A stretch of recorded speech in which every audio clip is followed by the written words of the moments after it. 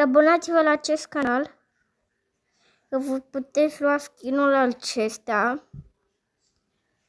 Dacă o să vă jucați jocul ăsta intenționat, atât de frumos este Roblox.